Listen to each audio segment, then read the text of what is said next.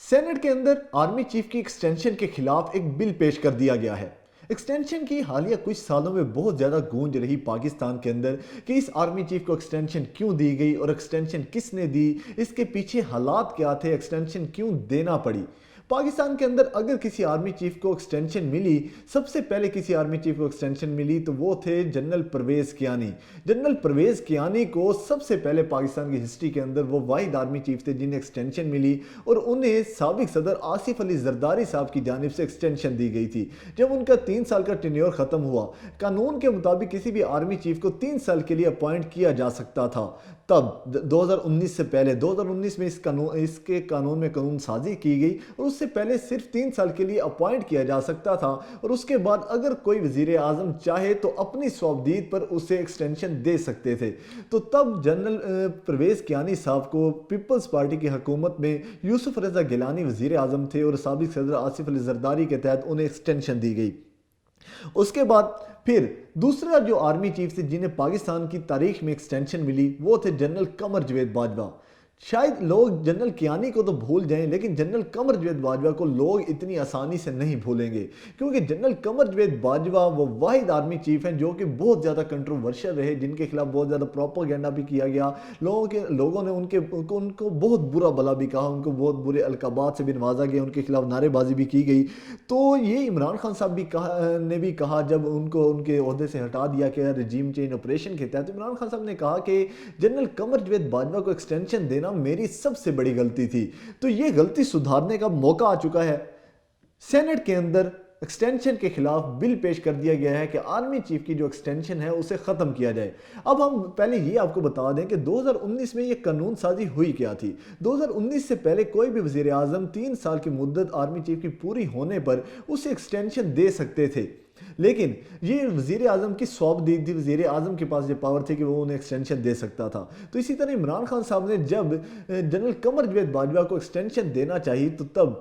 یہ معاملہ supreme court میں چلا گیا، اور سپریم کورٹ نے عمران خان صاحب کو اس پر قانون سازی کا کہا، اور پارلیمنٹ کو یہ کہا کہ آپ اگر ایکسٹینشن دینا چاہتے ہیں تو اس پر باقاعدہ قانون سازی کی جائے کہ آرمی چیف کی ایکسٹینشن کتنے سال کی ہوگی اور یہ کیوں دی جائے گی، اس کے پیچھے کون کون سے عوامل کار فرما ہوں گے۔ تو تب اس پر ایک قانون سازی ہوئی 2019 کے اندر، جس میں تمام پارٹی، صرف عمران خان صاحب اس میں شامل نہیں تھے، عمران خان بل لانے والے ضرور تھے، لیکن اس میں تمام پارٹیز، یہ وہ واحد بل تھا جس پر عمران خان کے ساتھ تمام پارٹیز کا کنسنسس تھا، کسی نے اس پر کوئی عذر پیش نہیں کیا، اور اس بل کو پاس کر لیا گیا۔ اس بل کے تحت آرمی چیف کو 3 سال کے لیے اپوائنٹ کیا جائے گا، اور پھر وزیر اعظم انہیں 3 سال کے لیے ری اپوائنٹ کر سکتے ہیں، یعنی ایک آرمی چیف کی مدت ملازمت کو بڑھا کر 6 سال تک کر دیا گیا، ان کے عہدے کے ٹینیور کو 6 سال کر دیا گیا۔ اور اس کے بعد بھی اگر ملک میں ہنگامی صورتحال ہے، ایمرجنسی نافذ ہے، کوئی جنگ کی صورتحال ہے، تو پھر آرمی چیف کو مزید 1 سال کی ایکسٹینشن بھی دی جا سکتی ہے۔ یوں جو ٹوٹل ٹینیور تھا وہ آرمی چیف کا 7 سال کر دیا گیا۔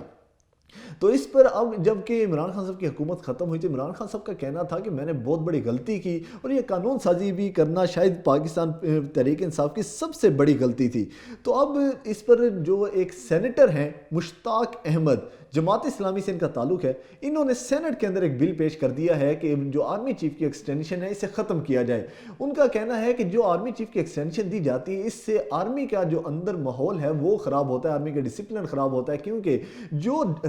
ہائی رینکنگ اور سینیارٹی میں top of the list generals ہوتے ہیں جنہوں نے نیکسٹ آرمی چیف بننا ہوتا ہے، ان کا مورال ڈاؤن ہوتا ہے، کیونکہ ایک ایکسٹینشن کی وجہ سے وہ تمام جنرلز ریٹائر ہو جاتے ہیں۔ تو ان میں یہ تاثر جاتا ہے کہ کیا اس آرمی چیف کے علاوہ ہم میں سے کسی میں قابلیت نہیں ہے کہ وہ پاکستان آرمی کی دوڑ سنبھال سکے۔ تو ایسے جو تاثرات ہے، ایسا جو تاثر ہے وہ آرمی میں پیدا نہیں ہونا چاہیے، آرمی کا مورال ہمیشہ بلند رکھنا چاہیے، اور ایسا کوئی بھی کام جو کہ آرمی کے مورال کو ڈاؤن کرے اس کام کو اس میں نہیں ہونا چاہیے، اور ایسے کوئی بھی پوائنٹس، ایسا کوئی بھی قانون نہیں ہونا چاہیے۔ تو اس پر سینٹر مشتاق احمد صاحب نے، جماعت اسلامی سے ان کا تعلق ہے، سینٹ کے اندر انہوں نے بل پیش کر دیا ہے کہ آرمی چیف کا جو ایکسٹینشن کا قانون ہے اسے ختم کیا جائے، اور اس میں قانون سازی دوبارہ کی جائے، اور آرمی چیف کی ایکسٹینشن एक्सटेंशन होनी ही नहीं चाहिए और उनकी जो मुआयना मुद्दत है 3 साल की जो उनका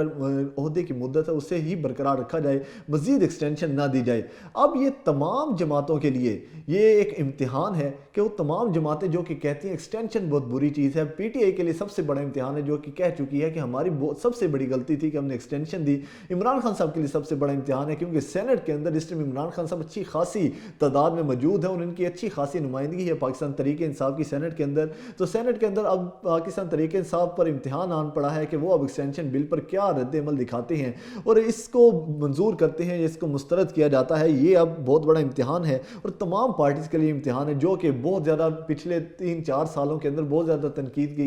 की गई आर्मी के ऊपर, आर्मी चीफ्स के ऊपर। तो ये अब उनका इम्तिहान है कि अगर आप वाकई कानून साजी करना चाहते हैं तो अब एक बिल पेश कर दिया गया है तो आप इस पर कानून साजी करें और जो भी तमाम कंसेंसस के साथ जो भी इस पर इत्तफाक राय हो उसके मुताबिक ही आर्मी चीफ की मुद्दत मुलाजमत